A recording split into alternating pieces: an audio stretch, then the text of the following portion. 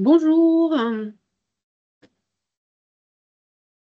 j'espère que vous nous entendez bien. N'hésitez pas à envoyer un petit message dans le chat, dire si tout se passe bien, vous êtes bien rentré dans la salle.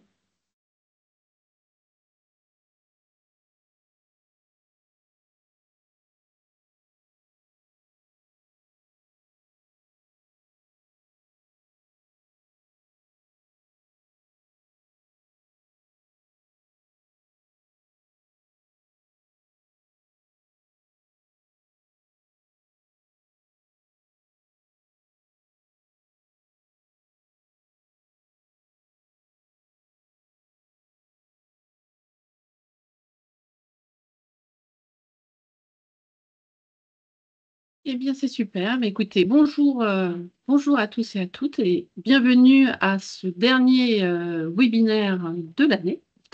Alors, un webinaire un petit peu particulier car habituellement, dans nos webinaires, nous traitons des sujets d'actualité qui nous concernent, qui concernent la formation digitale, la multimodalité et l'innovation pédagogique. Et donc, cette fois-ci, nous avons choisi plutôt de parler de nous et de parler des projets et de vous dire un peu plus qui on est dans cette association et de vous inciter, on l'espère, pour ceux qui ne connaissent pas très bien, à nous rejoindre et à venir participer l'année prochaine à l'ensemble de nos travaux. Donc, j'ai le plaisir d'accueillir pour ce dernier webinaire euh, des intervenants de marque. Nous avons sollicité notre président, Jean-Christophe Chamaillé. Et puis également, je me présente rapidement, moi je suis Aurélia Bollet, je suis la déléguée générale d'ENOA, de l'association.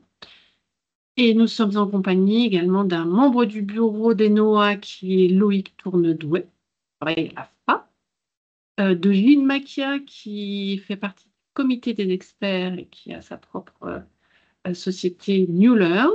Catherine Mougin également, qui est, on va dire, jeune adhérente et qui viendra apporter son témoignage et qui dirige une structure 3E Innovation et qui est aussi au comité d'experts. Et le président du comité d'experts, Jean-Luc Pevrier, qui pendant très longtemps était membre du bureau et qui dirige l'entreprise Stratis. Donc, écoutez, on est là vraiment pour vous parler des NOA, vous parler des projets, comment on les conçoit, comment ça se passe dans les groupes de travail, et surtout de répondre à l'ensemble des questions que vous pouvez vous poser. Et puis, on est aussi à l'écoute de vos suggestions. S'il y a des sujets sur lesquels vous souhaiteriez qu'on travaille ensemble, eh bien, écoutez, tout est ouvert. Donc, merci beaucoup à nos intervenants. Donc, rapidement, donc, voilà. Qui est Enoa?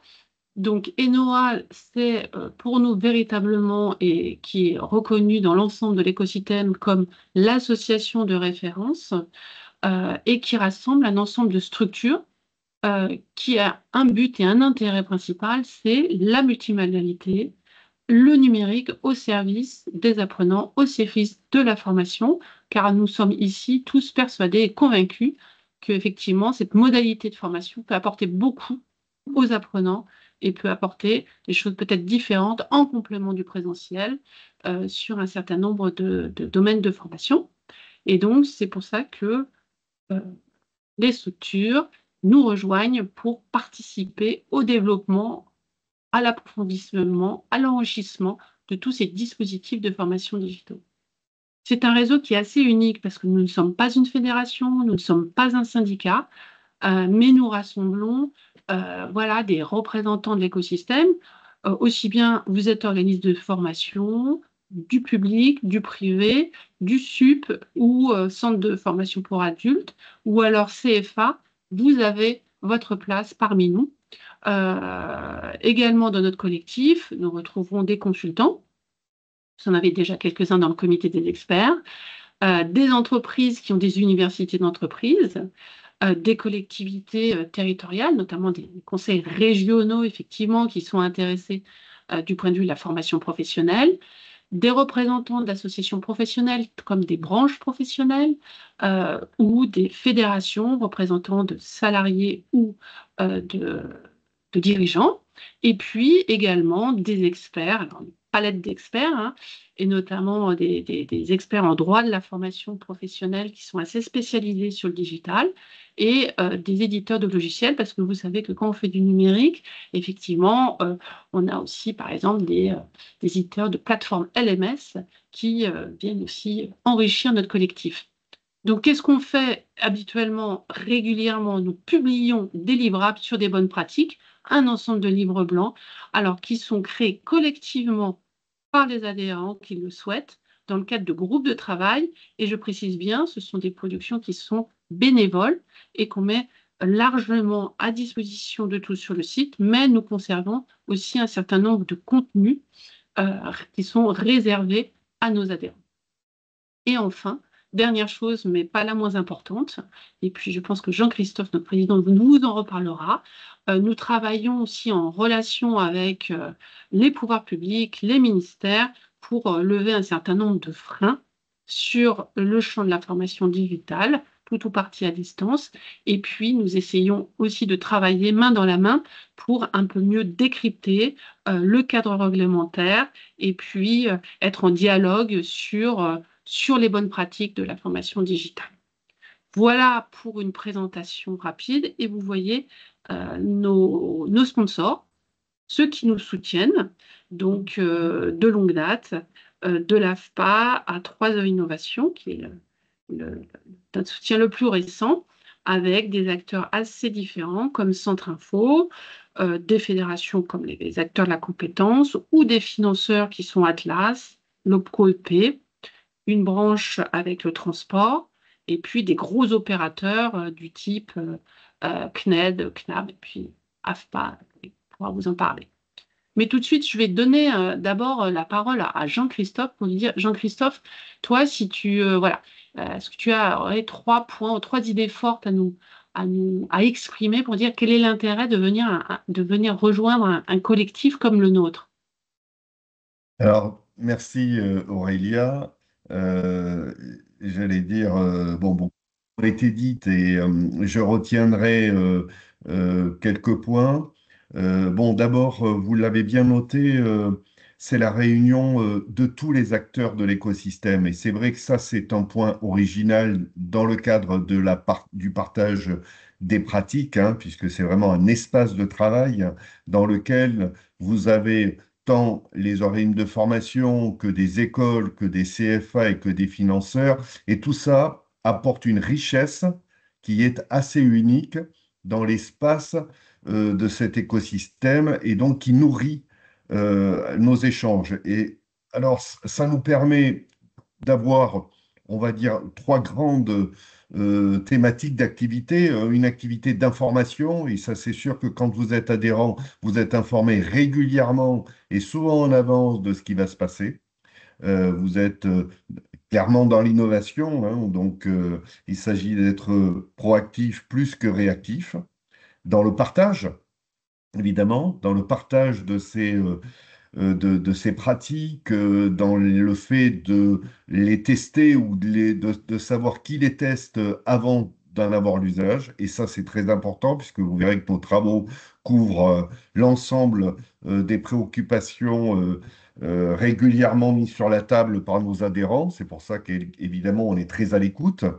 Et puis le dernier point, qu'a un peu effleuré Aurélia, c'est la représentation. C'est-à-dire que au-delà du fait que nous ne sommes pas un syndicat, notre objectif, il est de défendre évidemment les intérêts de nos adhérents ou d'éclairer les financeurs quant aux formations digitales. Vous savez qu'en ce moment, il y a un véritable enjeu sur la transformation des formations, tant sur le plan du financement que sur le plan de son organisation et de son mise en œuvre. Et on est là à la fois pour vous éclairer juridiquement, mais également pour défendre les intérêts de la formation digitale auprès des pouvoirs publics. C'est ce que nous faisons notamment dans les différents groupes de travail auxquels nous sommes attachés, notamment au ministère du Travail, mais France Compétences également. Voilà, voilà en quelques mots ce que je pouvais dire des NOAA et puis de quelques perspectives. Je te remercie, Jean-Christophe. Donc, vous l'avez bien compris, hein, voilà, on est vraiment là pour essayer vraiment de valoriser, faire la promotion, de décrypter aussi ces sujets-là collectivement et développer des pratiques communes, des cadres de référence. Et on travaille régulièrement avec notamment le ministère du Travail sur ces sujets-là. Alors, si vous avez des questions, n'hésitez pas à déjà les envoyer sur le chat, hein, on y répondra volontiers. Puis on se gardera un petit temps aussi juste à la fin de la présentation pour qu'on puisse échanger et répondre à vos questions. Donc, alors vous avez peut-être été surpris parce que vous nous connaissiez plutôt sous peut-être un autre vocable qui est le FOD, Forum des acteurs de la formation digitale, puisque pendant 30 ans ou presque, l'association s'est appelée FOD. Alors, on a décidé un petit peu de changer, de faire évoluer en fait notre marque et notre identité. Alors pourquoi? Parce que on avait déjà envie au bout de 30 ans de se dire qu'il y avait eu un certain nombre d'évolutions et qu'on voulait aussi être dans ces évolutions-là, hein. Donc changement de logo, changement de nom, une volonté aussi, vous voyez dans la ligne, dans le sous-titre, de garder, de conserver l'idée d'innovation. Alors peut-être moins de parler de formation digitale, puisque c'est des choses qui évoluent toujours très rapidement, mais de parler d'innovation. Donc on souhaite vraiment collectivement être là pour être en veille sur les innovations et les innovations utiles au secteur. Donc pas là pour aller chercher des outils, faire des répertoires et des cahiers autour d'outils, mais plutôt de dire voilà quelles sont les pratiques qui émergent et comment on peut apporter encore plus avec de l'innovation. Mais ce n'est pas l'innovation pour l'innovation, mais l'innovation au service des apprenants. Donc, on a changé notre nom, on a changé d'identité visuelle, mais nous restons les mêmes. Et ça, on va vous aussi le démontrer tout au long de ce webinaire. Alors, la gouvernance a également évolué puisque nous avons régulièrement, une fois par an, une assemblée générale. Et donc, à l'occasion de cette assemblée générale, nous avons élu du coup notre nouvelle gouvernance avec Jean-Christophe Chamaillot à la présidence. Et puis, on a aussi largement renouvelé les membres du bureau, où vous voyez là un petit peu tous les représentants qu'on retrouve, donc membres du bureau, avec des représentants effectivement qui viennent d'horizons assez différents, puisque nous avons en secrétaire le directeur de transition pour l'Île-de-France et en vice-présidente une représentante d'Open Classroom, hein, l'opérateur de formation sur le distanciel bien connu, et puis un trésorier, Jean-Philippe Leroy, qui est membre, enfin, voilà, qui est en évolution, groupe IGS, et puis développement et compétences. On a un représentant des acteurs de la compétence, hein, et puis un certain nombre d'experts, Littler France pour le droit de la formation digitale, Centre Info, hein, aussi gros opérateur pour l'information sur la formation pro. Le GIFOD qui, lui, depuis des années, effectivement, développe des solutions de formation à distance. Gros opérateurs comme le CNED ou le CNAM, Institut Agro, qu'on ne présente pas, et l'AFPA. Puis, un certain nombre d'années, toujours présents et toujours nous soutenant. Les activités. Alors, moi, je vais donner la parole tout de suite à nos représentants pour nous parler des groupes de travail qui est vraiment une activité importante de l'association et menée effectivement par des pilotes. Donc, on a plusieurs groupes de travail en cours. On va commencer peut-être par le guide LMS, puisque vous voyez, c'est notre dernière publication. Il couvre, qui a été faite en septembre 2024. Et pour en parler, je vais donner la parole à Jean-Luc Peuvrier. Ensuite, on parlera de la certification à distance avec Jean-Christophe et puis de l'impact de l'IA en formation avec Loïc. Merci Aurélia, bonjour à toutes et à tous. Alors le guide LMS, c'est un petit peu ce qu'on appelle dans le style journalistique un marronnier, puisqu'il revient, alors avant il était en début d'année, maintenant il va revenir effectivement à l'automne comme les marrons. Et c'est certainement, enfin c'est si ce n'est la plus ancienne publication de ex-FOD, on va dire, la plus fréquente, puisqu'on a sorti donc là cet automne la 9e édition, avec toujours la volonté de à la fois permettre à des personnes qui découvrent ou qui cherchent à s'équiper d'un premier LMS, s'y retrouver un petit peu dans le jargon, dans les connaissances indispensables à avoir, et puis la possibilité aussi de regarder quelles sont les évolutions marquantes, en l'occurrence, bah, le sujet un petit peu qui nous occupe tous depuis l'année dernière, qui est l'impact ou l'intégration de l'intelligence artificielle dans ces outils que sont les LMS. Donc voilà, donc un guide qui a évolué bien évidemment hein, au long des années, et qui, on vous en parlera juste après, avec Gilles qui est avec moi là ici, puisqu'on a un mode de fonctionnement qui va évoluer, enfin qu'on souhaite faire évoluer pour un guide qui soit toujours plus enrichi, plus fonctionnel, et qui réponde encore mieux aux attentes des utilisateurs, qui sont soit des primo-accédants, on va dire, en termes de LMS, soit qui sont dans des phases de renouvellement, de plus en plus effectivement d'entreprises ou d'organismes de formation en sont à leur deuxième, troisième, voire plus de versions d'LMS.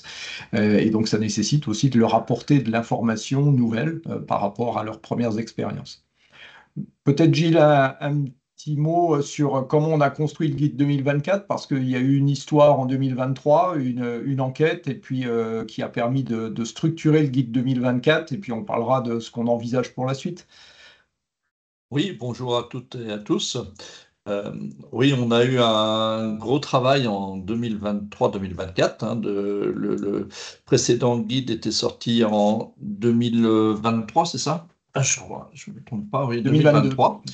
2022, oui, c'est ça, 2022. Et durant l'année 2023 et les années 2023 et 2024, cette année, nous avons fait deux enquêtes différentes. Une enquête auprès du lectorat, pour savoir ce que les gens pensaient du guide et ce qu'ils attendaient dans le guide, quelles étaient les rubriques qui les intéressaient, celles qu'on pouvait améliorer. Donc, on a fait une enquête importante. On a eu environ 500 retours. Donc, on a analysé toutes ces remontées.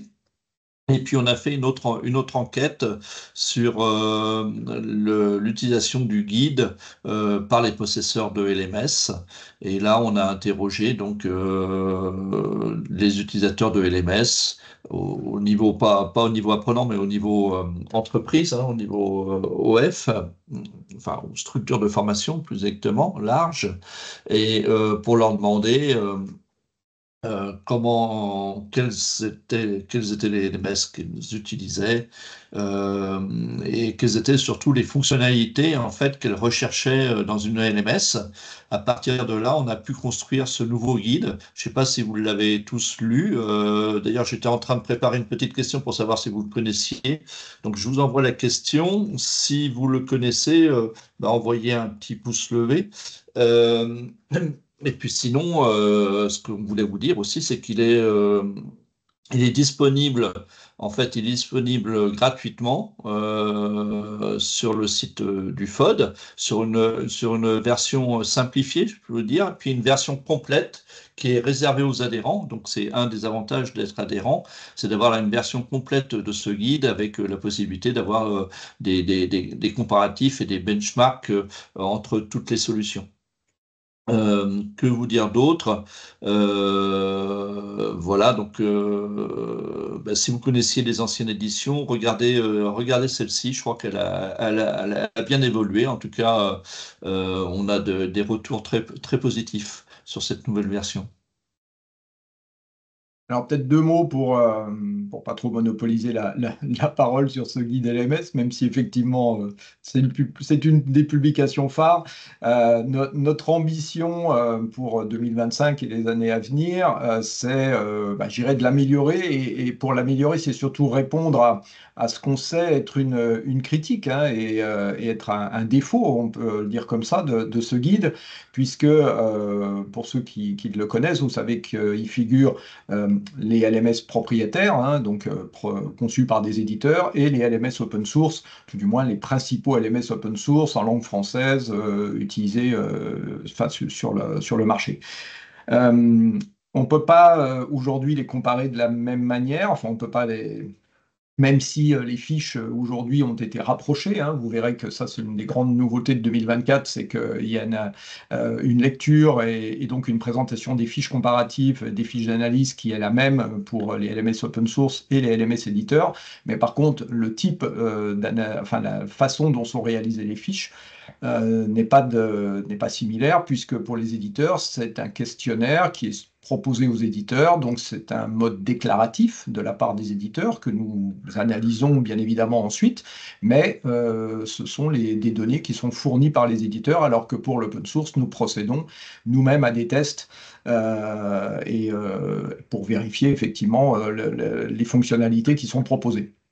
L'ambition donc pour les années à venir, c'est de pouvoir mettre sur un pied d'égalité en termes de comparaison, hein, et donc d'aller vers un mode là aussi d'analyse plus, on va dire, plus par rapport à des mises en situation des LMS éditeurs, et donc ce qui nécessitera un travail plus important. Donc on est en train de réfléchir tous ensemble à comment organiser cette ce nouveau benchmark et comment aussi financer le travail que ça représente, parce que bien évidemment, ce sont des journées, beaucoup de dizaines de journées pour l'ensemble du groupe de travail qui œuvre pendant plusieurs mois pour l'élaboration de ce guide.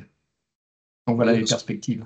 Et ce qu'on peut rajouter, c'est que le groupe de travail, justement, est constitué d'adhérents, bien entendu, et c'est aussi un des rôles demandés aux adhérents, hein, de participer au groupe de travail et en particulier à celui-ci. Voilà, donc ce guide, en fait, est élaboré par un groupe de travail constitué de au moins plus d'une dizaine, alors ça dépend des réunions, mais environ, on va dire, une dizaine d'adhérents qui travaillent sur ce guide, même si après, il y a des personnes qui travaillent plus en détail sur la rédaction.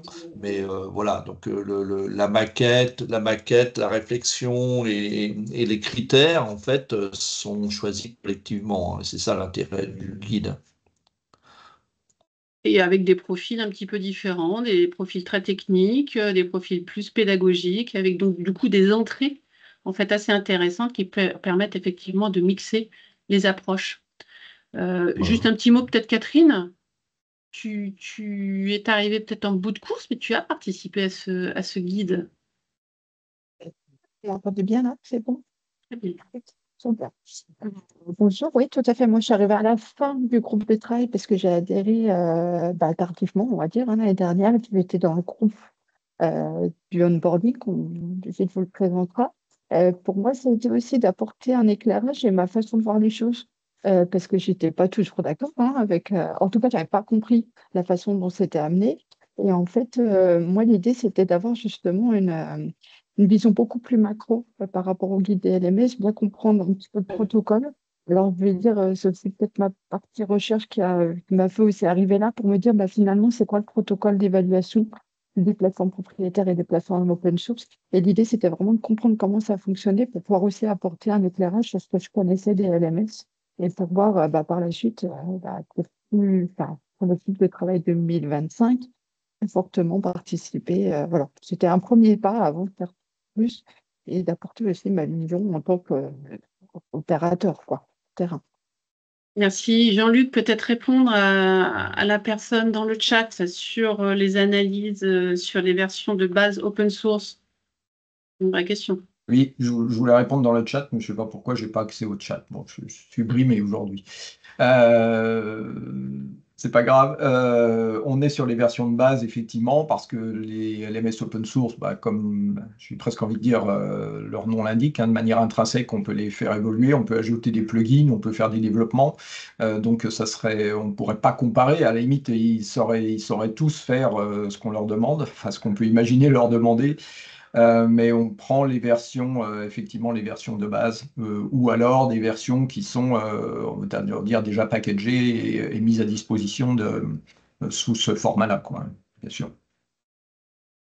Voilà, donc là, vous avez un exemple de travail en commun sur de l'outillage, hein, les outils LMS qui sont quand même un peu au cœur des préoccupations quand on se lance dans la formation digitale. Maintenant, passons à notre sujet, celui de la certification. Alors, pour être plus précis, nous avons travaillé en 2024 et Jean-Christophe va nous en parler sur l'évaluation certificative à distance et sur comment la sécuriser au mieux. Jean-Christophe. Oui, alors c'est un travail qui en effet a été réalisé avec un ensemble d'acteurs et là je le dis, on a mis autour de la table tant les acteurs, on va dire, de la formation que les acteurs du financement, de la régulation. Donc vraiment, le travail a été élargi. Il aborde évidemment les évaluations certificatives. Vous savez que c'est un enjeu majeur, évidemment, pour nos adhérents, les organismes de formation, mais également les acteurs de la régulation et du financement. Mais également, on s'est permis de couvrir également les évaluations dites formatives.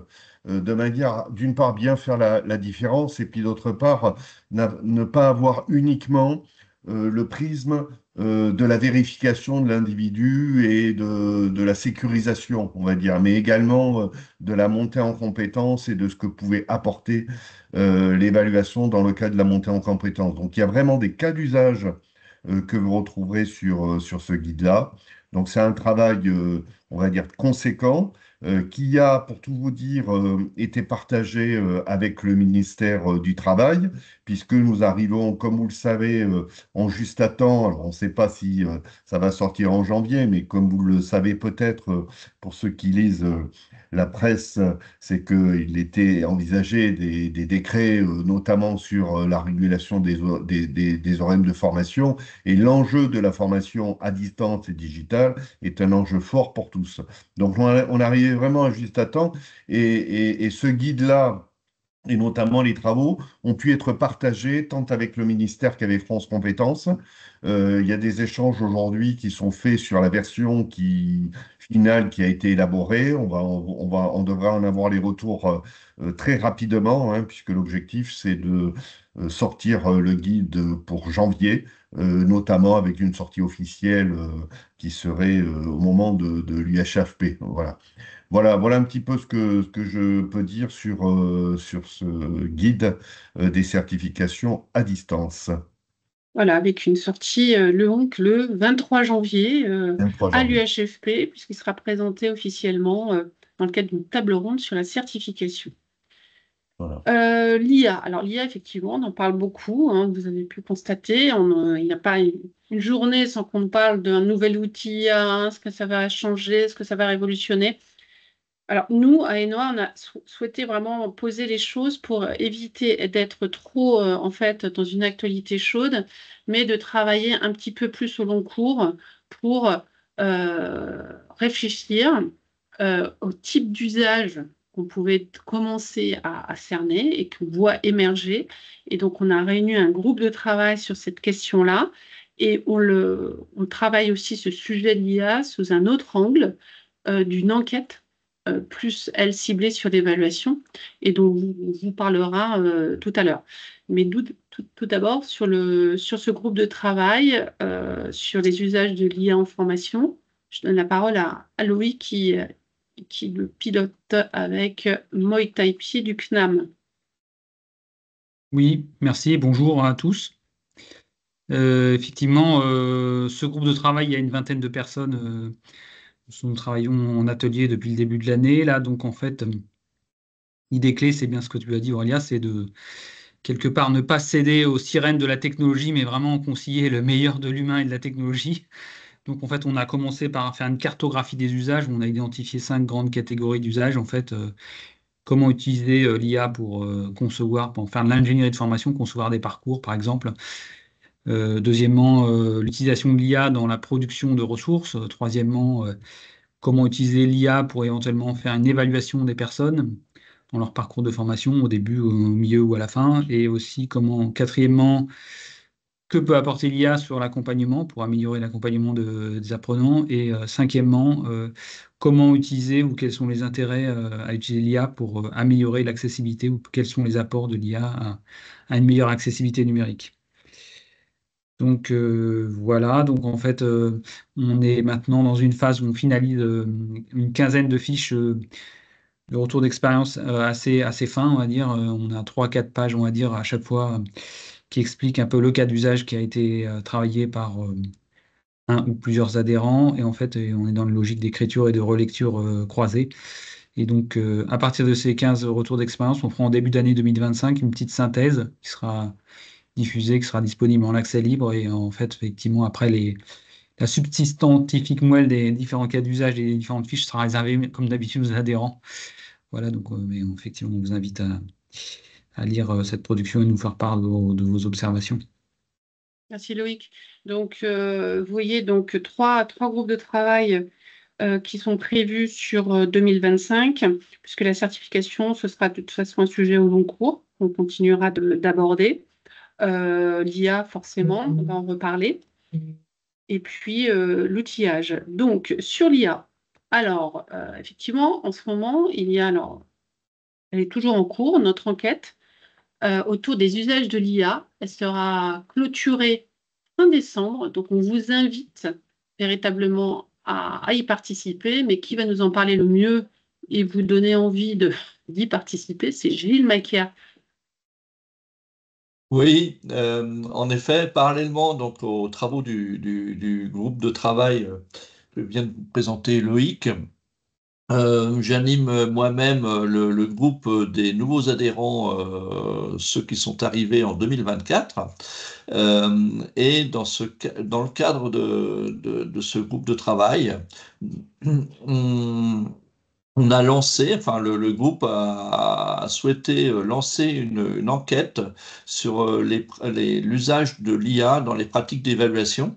Donc c'est une enquête qui est encore en cours, qui sera clôturée le 31 décembre et non pas le 1er, comme c'est noté. Donc là, vous pouvez, je vous encourage vivement à cliquer sur le lien et à répondre à l'enquête après notre intervention.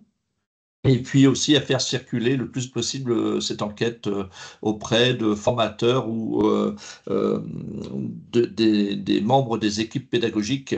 Voilà. À partir du résultat de cette enquête, nous travaillons avec le groupe sur une réflexion sur le livrable qu'on va pouvoir rédiger et concevoir. Et là, je ne peux pas vous en dire plus parce que ce sont des travaux en cours et nous avons une réunion demain d'ailleurs pour travailler sur le livrable qui va venir en conclusion de cette enquête. Voilà. Et je vous parlerai du programme des nouveaux adhérents un peu plus tard. Merci. Donc, on va vous remettre dans le chat peut-être le lien vers l'enquête, donc pour que vous puissiez déjà la regarder et puis y répondre si vous êtes concerné effectivement par ces usages d'IA. Les autres activités de veille et de notre observatoire. Alors, déjà, nous avons un baromètre de la transformation digitale de la formation. Ce baromètre, en fait, on a fait sa première édition en janvier 2024.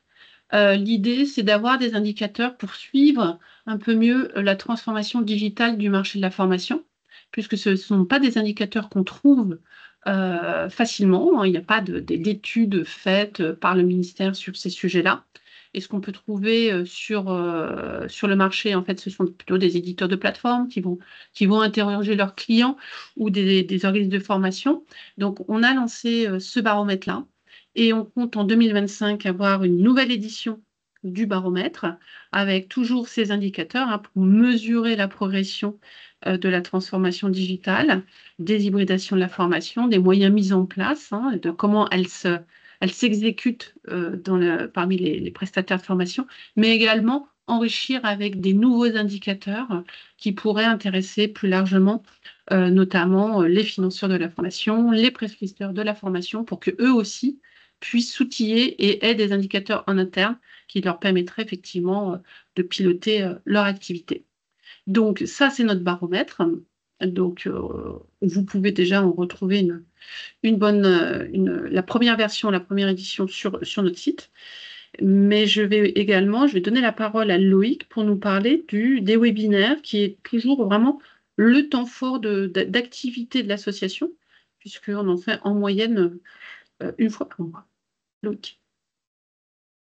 Alors oui, les webinaires, en fait, on se réunit tous les mois, sauf en juillet et août, la coupure estivale. Donc en fait, il y a plusieurs types de sujets. Donc on a des sujets de fond qu'on traite régulièrement, à peu près une fois par an, comme l'actualité juridique, la qualité, Calliope, l'accessibilité, les LMS. Et puis on a aussi des sujets technologiques, multimodalité, d'usage du digital, où on va dire là, effectivement, on essaye plus de vous proposer une prise de recul, pour toujours pareil, ne pas céder aux sirènes de la technologie et des modes, mais vraiment prendre du recul par des témoignages, des retours d'expérience, en général croisés, en fait. Par exemple, on prend un sujet défini et puis on fait soit intervenir un chercheur, soit on fait un témoignage d'une structure éventuellement appuyée par une EdTech et puis d'une autre structure pour croiser un petit peu les points de vue. Donc, par exemple, effectivement, on avait fait dernièrement un cycle avec 4 webinaires sur l'intelligence artificielle. On en fera certainement d'autres. Et on a fait aussi cette année un cycle sur le numérique responsable. Voilà ce qu'on peut dire sur les webinaires. Donc, on vous invite à nous proposer des sujets que vous souhaiteriez voir traités. Voilà. Oui, c'est important que voilà, on sollicite nos adhérents en disant voilà, sur quel sujet vous souhaiteriez qu'on fasse intervenir. Ça peut être effectivement des experts, des gens qui sont dans le domaine ou des personnes de la recherche pour éclairer un peu si certaines prises de décision. Sur nos manifestations, Loïc, un petit mot peut-être? Alors, un petit mot. Les manifestations, les rencontres, c'est aussi surtout de se retrouver entre guillemets en réel, dans la vraie vie, parce qu'on est dans un univers où on travaille beaucoup en ligne derrière des écrans, on se voit beaucoup derrière des écrans, soit pour des ateliers, des webinaires ou des groupes de travail et autres. Donc, c'est vraiment un moment unique. En fait, on se réunit pendant en général 2 jours, en fait, dans un lieu assez sympa pour finalement partager, échanger, mais aussi travailler. On a souvent des ateliers où on produit des choses en fait ensemble, on co-construit des choses, ça c'est important, je trouve à dire. Et puis donc c'est toujours à l'initiative d'une région. Donc l'année prochaine, les prochaines rencontres, on va fêter les 30 ans de l'association. Alors le terme assez sympa est un euphémisme, hein, puisque vous voyez qu'on se retrouvait quand même à Amboise la dernière fois, dans le château du Clos Lucé de Léonard de Vinci. Donc assez sympa et assez sympa, effectivement. Alors, si on passe à la suite, les services aux adhérents. Alors là, on a essayé de segmenter, effectivement, on a parlé des groupes de travail, de toute notre activité de webinaire, de baromètre, d'enquête, mais aussi, vous pouvez vous poser la question, mais qu'est-ce qu'on m'offre quand je viens, voilà, outre ces échanges de pratiques avec des pairs, qu'est-ce qu'on va aussi y trouver? Donc, dans le service aux adhérents, je vais déjà donner la parole à Gilles, qui nous présente un service important et qui est très apprécié, qui est le parcours pour les nouveaux adhérents ou l'onboarding pour les nouveaux. Oui, le bureau et les administrateurs ont décidé il y a 2 ans en fait, d'accompagner les adhérents par un parcours d'onboarding qui se déroule sur 6 mois, voire plus. La première année, je crois qu'il s'est déroulé sur pratiquement un an, 10-12 mois.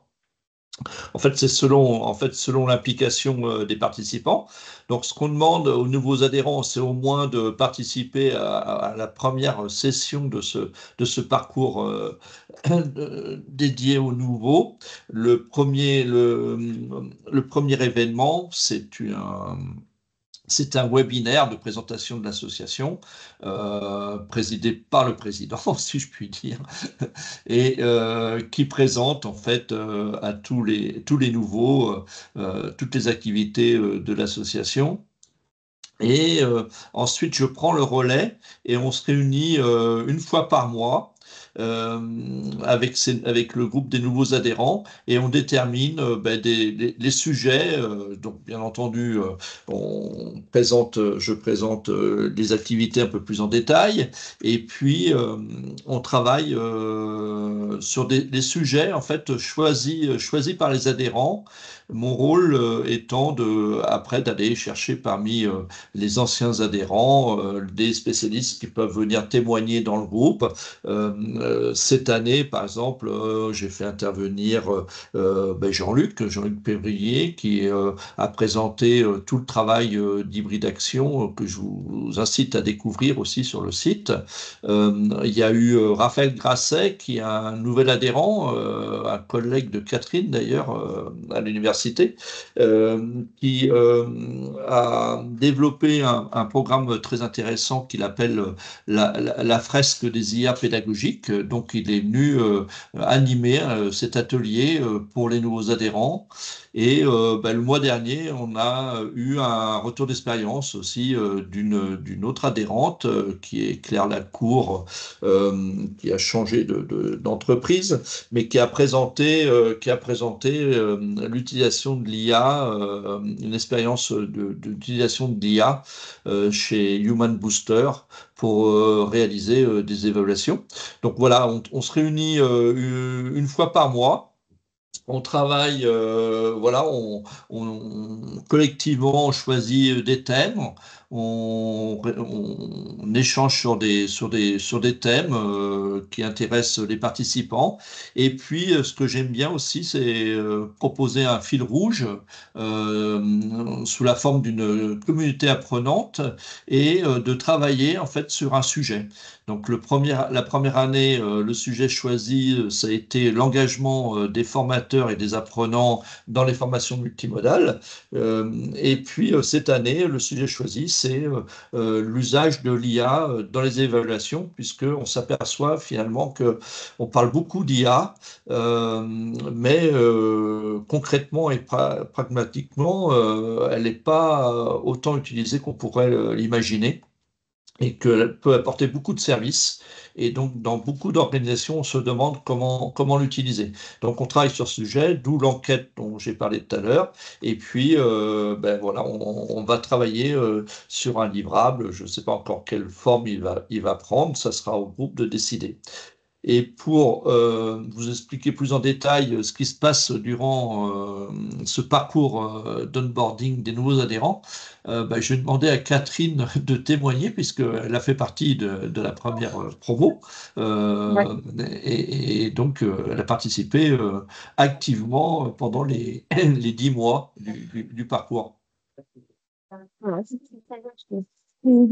l'année dernière, il y a un an et demi maintenant, ça dure un peu une dizaine de mois, et là, pour moi, c'est un pas. Dans ma façon de voir les choses, et surtout que j'ai adhéré à Enoa, finalement, c'était passé par cette étape-là. C'est un essentiel, au même titre que dans une entreprise, on fait un onboarding, on fait connaissance avec ses pairs, on fait connaissance, du coup, comme si on faisait connaissance avec ses collaborateurs. Excuse-moi, Catherine, Et pour moi, on t'entend ouais, mal. On t'entend mal. Tu peux peut-être reculer du micro ou t'approcher, je ne sais pas, mais ouais. Parce que là, c'est mieux. oui, il me semble. Ouais, c'est mieux. Oui, du coup, pour moi, c'est vraiment un essentiel. C'est un moment d'onboarding, au même titre que dans une entreprise, on fait connaissance avec ses collaborateurs, on découvre l'entreprise, là, on découvre l'association, on fait connaissance avec ses pairs, et ça nous permet de travailler ensemble. Ça nous permet aussi, quand on se retrouve dans des rencontres comme là en Boise, finalement, d'avoir déjà un petit peu des gens sur lesquels on peut s'appuyer, échanger en vrai, en présentiel, parce qu'on n'arrive pas tout seul dans un groupe où il y a quand même beaucoup d'adhérents à Enoa, dans un endroit qu'on ne connaît pas. Donc, pour moi, c'était vraiment un élément central de mon adhésion et du fait que ça m'a fait grandir, parce que j'ai pu échanger avec du père de structures plus différentes, parce que l'avantage aussi d'Enoa, c'est ça, c'est le réseau au sens large. Tous les volets du domaine de l'information sont pris en compte, et c'est dire que finalement, on va plus faire ensemble quelque chose. Là, on a construit l'année dernière un livrable sur l'engagement en formation. C'est un sujet sur lequel j'avais déjà travaillé avec Raphaël dans le cadre d'un projet avec le Haut-de-France. Donc, ça m'a permis d'avoir une autre vision des choses, plus opérationnelle pour recherche et faire du lien. Et ça, pour moi, c'est essentiel et c'est la force des Noix et elle passe par ce onboarding. Pour moi, voilà, c'est un incontournable aujourd'hui et merci de l'avoir créé parce qu'à l'époque, ce n'était pas le cas. À l'époque du FOD était connu. Et pour moi, c'est vraiment intéressant parce que quand on arrive dans un réseau comme ça, si on n'a pas une phase d'approche avec des collaborateurs pour échanger, pour discuter, et quand on se retrouve en présentiel, c'est toujours un peu compliqué. Alors moi, je suis un peu timide en vrai. C'est toujours un peu compliqué d'avoir des gens sans les connaître, en fait, hein. Donc, moi, c'était vraiment intéressant.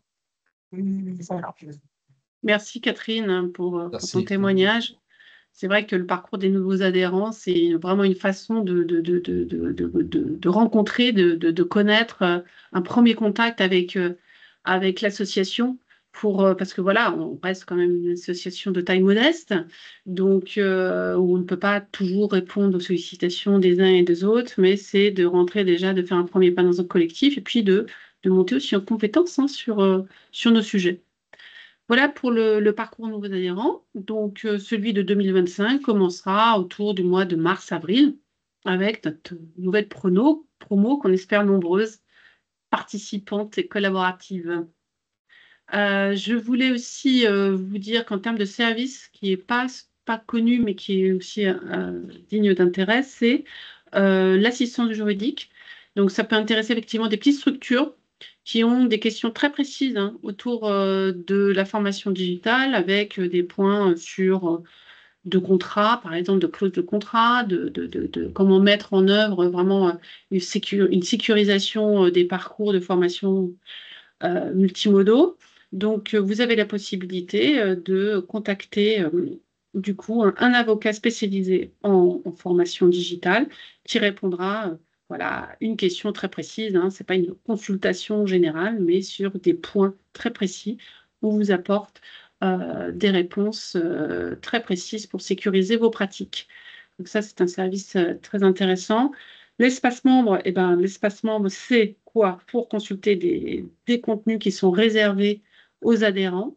Donc, en ce moment, on est en train de refaire le site. Donc, nous aurons bientôt notre nouveau site noa-asso.fr et sur lequel il y aura un espace membre beaucoup plus agréable d'ailleurs, où vous pourrez avoir un accès non seulement à des ressources réservées, mais aussi à un annuaire en ligne où vous pourrez effectivement voir quels sont les adhérents, dans quelle catégorie ils se rangent et comment, si vous le souhaitez, prendre contact voilà, avec eux parce que vous avez des projets, parce que voilà, vous souhaiteriez monter peut-être des projets ensemble ou vous renseigner sur de possibles prestataires pour vous accompagner sur de la transformation digitale.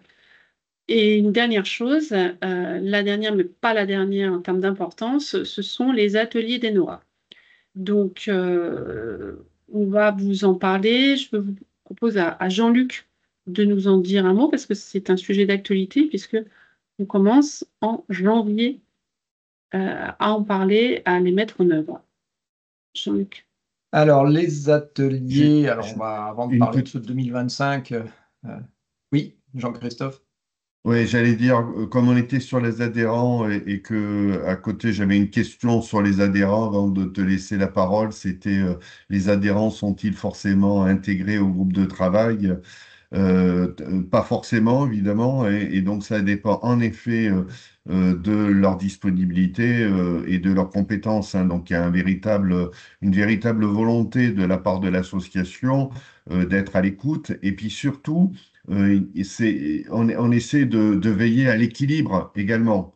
C'est-à-dire en gros, entre les petits, les gros, les financeurs, les acteurs écoles, les acteurs, voilà, on essaie vraiment de travailler également la diversité pour que les livrables de ces groupes de travail soient bien conformes à la diversité de nos membres. Voilà, excuse-moi Jean-Luc, mais Non, je t'en prie, c'était ça me important. semblait important Tout à fait. dans le cadre des adhérents. Voilà.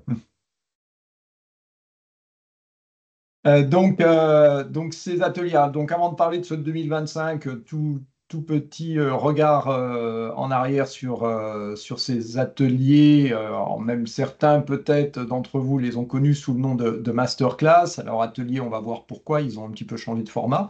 Donc c'est une évolution de ces masterclass dont peut-être vous avez entendu parler, qu'on a créé en 2023 et pour laquelle l'année dernière il y a eu 4 ou 5 thèmes, si je ne dis pas de bêtises, qui étaient effectivement choisir sur LMS celui que vous avez à l'écran, mais également sur les modèles économiques de la formation digitale, sur la construction d'un projet de formation digitale, sur le cadre réglementaire, et puis également puisque c'était un sujet, mais deux masterclass différentes sur l'engagement des formateurs ou l'engagement des apprenants qui étaient animés par Gilles et Catherine, qui sont avec nous là ce matin.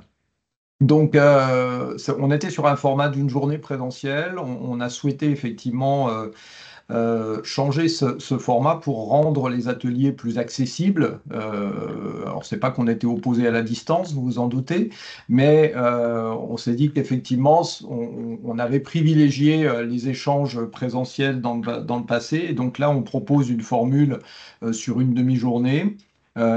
Sur donc 2 thématiques en ce début d'année, choisir son LMS et donc la seconde qui est sur donc les modèles économiques, hein, voilà, donc définir son budget de formation digitale. Et l'un comme l'autre de ces ateliers aura la possibilité d'être prolongé par un atelier présentiel cette fois, pour aller plus loin d'une certaine manière, approfondir, construire son cahier des charges par exemple, ou expérimenter des fonctionnalités particulières, ou comprendre plus particulièrement quelle partie du LMS il faut analyser par rapport à ses propres besoins. Et puis pour l'autre atelier, celui sur l'élaboration du budget, il se prolongera une fois qu'on a élaboré le budget, qu'on a compris combien ça coûte et qu'on a identifié tous les coûts, comment on imagine le modèle économique, comment on va rentabiliser l'utilisation du coût du LMS que l'on met en place. Donc dans les deux cas, la possibilité avec les participants qui auront suivi l'atelier à distance de poursuivre vers un atelier présentiel avec des thèmes, qui sera organisé aussi en fonction, on est un petit peu sur du sur-mesure, puisque cet atelier présentiel sera aussi configuré, organisé en fonction des attentes et des contraintes des participants aux ateliers à distance. Donc, vous voyez que donc on est sur une demi-journée, des groupes maximum de 15 personnes. On est bien évidemment, on n'est pas sur on est à distance, mais ça ne veut pas dire qu'on va être sur du descendant. Donc, on va privilégier des travaux collaboratifs, des travaux de groupe, beaucoup d'échanges d'expériences aussi, des productions qui peuvent être menées à certains moments, hein, même si le temps est court. On peut imaginer quelques productions qui soient réalisées en sous-groupe également. Et puis bien sûr la mise à disposition tout un ensemble de ressources de la part des experts qui animent ces ateliers, avec donc le petit formulaire d'inscription que vous avez là. Donc c'est ouvert dès maintenant et donc ça démarre. Alors, je ne sais plus si on a les dates quelque part, là Aurélia. Moi, Alors, je les ai plus en tête. ateliers, ils sont devant toi. Les ateliers, Ah oui, les pardon. sessions, c'est... Alors, tu nous as parlé de l'atelier 1, choisir son LMS. Donc, avec donc, un atelier donc, en ligne d'une demi-journée, 2 sessions, le 14 au choix ou le 23 en fonction des participants. On le joue 2 fois. Avec effectivement toujours se dire qu'il y aura du travail en sous-groupe. On n'est pas là donc, pour vous donner des informations, du contenu et puis que vous repartiez sans rien. C'était de construire quand même ensemble des choses pour vous vraiment vous approprier ce sujet, sachant que en plus en termes de ressources, il y a le guide LMS qui est une excellente base. Donc on peut déjà commencer vraiment à avancer sur cette dimension de plateforme. Et puis, comme le disait Jean-Luc, si les participants souhaitent aller plus loin, on bascule dans ces cas-là sur une journée en présentiel avec le groupe pour être sur des cas d'usage et avancer sur les cahiers des charges et vraiment bien passer à l'action. Enfin, avoir un projet qui permette de passer à l'action. Donc, l'atelier 2, je vais te laisser aussi en parler, peut-être détailler un peu, c'est beaucoup plus sur le modèle économique, parce que c'est les 2 grands sujets qui nous sont remontés. Toujours la question de l'outillage, certes, mais aujourd'hui, combien ça coûte, combien ça peut rapporter, comment on se positionne pour son modèle économique sur de la formation digitale. Un petit mot, Jean-Luc, peut-être pour le présenter? Oui, en complément de de ce que tu viens de dire, c'est vraiment l'idée de proposer des matrices qui, là aussi, sont le fruit un peu de l'expérience des personnes qui animent, alors, dont je fais partie, mais pas que. C'est-à-dire qu'il y a beaucoup de personnes aussi qui ont produit un certain nombre de choses dans le cadre de différents guides dont on a déjà parlé tout à l'heure. Et on va dire que tous ces guides, tous ces travaux faits précédemment, collectivement, et qui, répétons-le, hein, quand même, à chaque fois, sont le fruit de la mise en commun de l'expérience de tous les bénévoles qui viennent participer on va dire, mettre au pot commun des NOAA.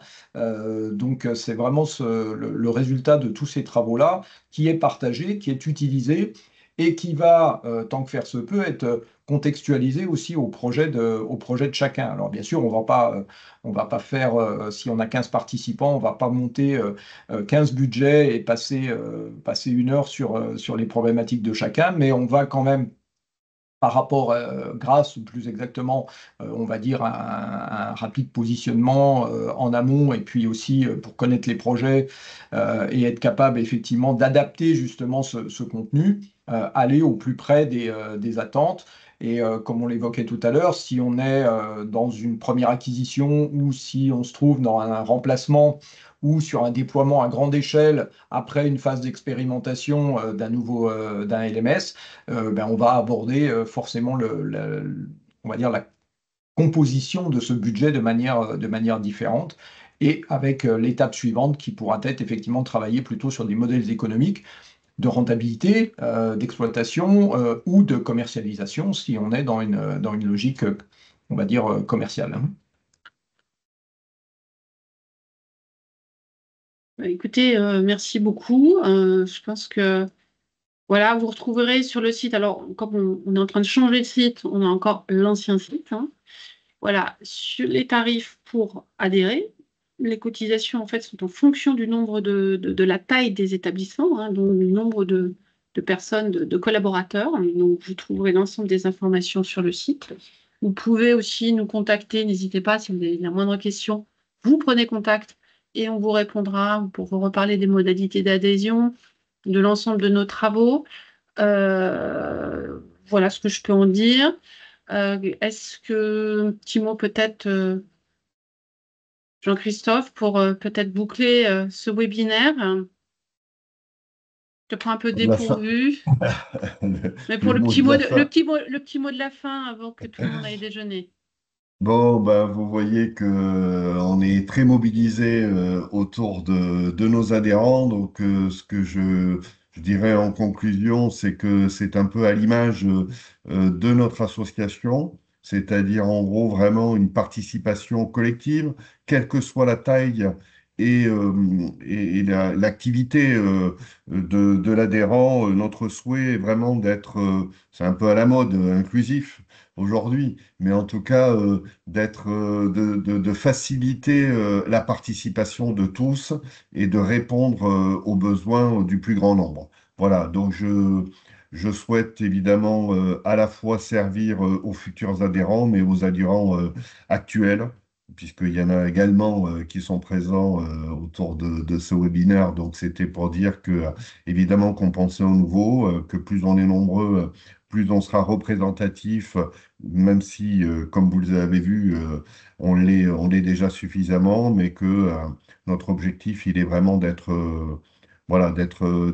une association qui compte et qui continuera à compter dans les prochains temps sur l'innovation en formation.